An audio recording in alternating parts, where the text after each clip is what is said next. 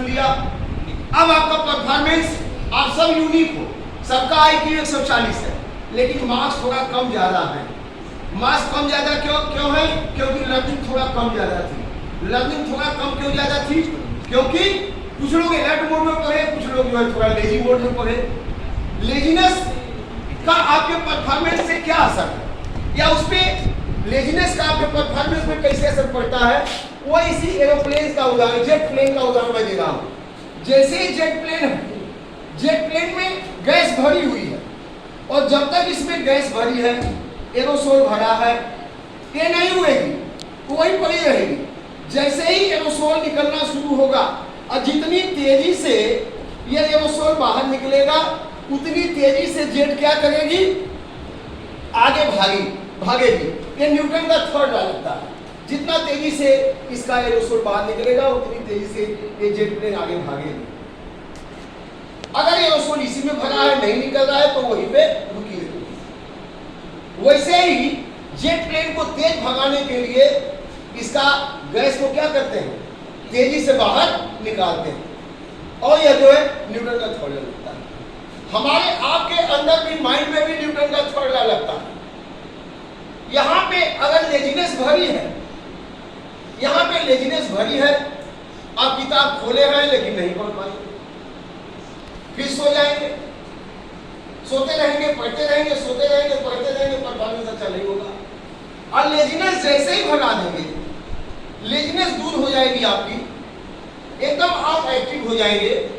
और जब आप एक्टिव हो जाएंगे, तो फिर आप जो कुछ भी पढ़ेंगे आपके माइंड में एकदम से अच्छे से बैठ जाएगा, और फिर एग्जामिनेशन में आप बढ़िया से लिख लेंगे।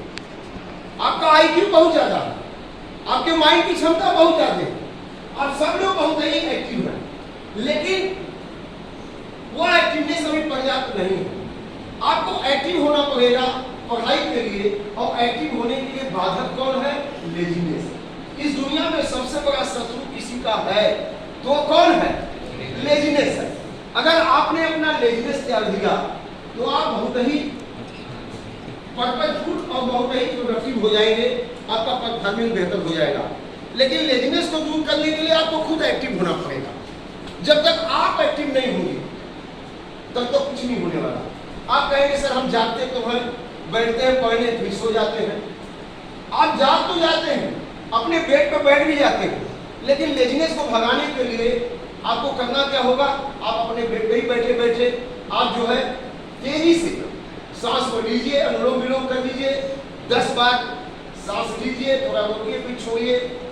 गहरी सांस लेंगे, पूरी CO2 बाहर निकल जाएगी, मैक्सिमम ऑक्सीजन आ जाएगी, आप जो है एकदम स्मार्ट हो जाएंगे।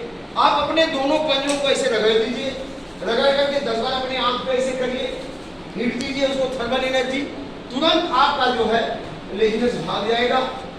उससे भी नहीं होता है तो आप अपने बेड के बगल में खड़े होकर 10 बार जो है अपने हाथ को ऊपर, राइट हैंड ऊपर, लेफ्ट लेग, फिर लेफ्ट हैंड, राइट लेग 10 बार कर दीजिए, एक्टिव हो जाइए।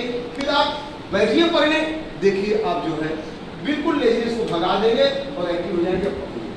लेकिन मेरे कहने से कुछ नहीं, आप खुद अपना निर्माता। अगर आप लेजीनेस को अपना मित्र बनाएंगे तो परफॉर्मेंस तो भूल जाएंगे, और लेजीनेस को मित्र बनाएंगे तो परफॉर्मेंस तो भूल जाएंगे।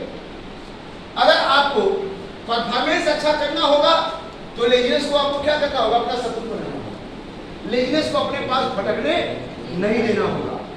बिल्कुल सुबह टाइम से जग जाइए, मॉर्निंग मीटिंग में आ जाइए, व्यायाम करने के बाद आइए, नहा धो लीजिए, इसके बाद ड्रेसअप होके बैठ जाइए पहले 6:30 बजे, 7:30 तक पढ़ लीजिए, फिर आइए नाश्ता में, इसके बाद रूटीन को फॉलो करिए। दोपहर में भी खाना खाने के बाद 1 घंटा आराम से फिर उठ जाइए, फिर पढ़िए।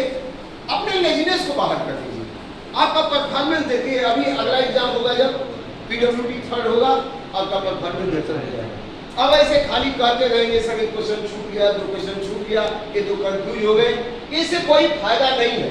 एक तरह से केवल बहानाबाजी है। चाहे अपने माता पिता को भूलवा ले, चाहे हम शिक्षकों को भूलवा लें, लेकिन आप अपने आप को भूलवा रहे हैं। तो अभी आपको क्या करना पड़ेगा? एक्टिव होना पड़ेगा। किसको बाहर करना पड़ेगा? लेजीनेस को। और लेजीनेस को बाहर करेंगे तो आप एक्टिव हो जाएंगे और आपका परफॉर्मेंस क्या होगा?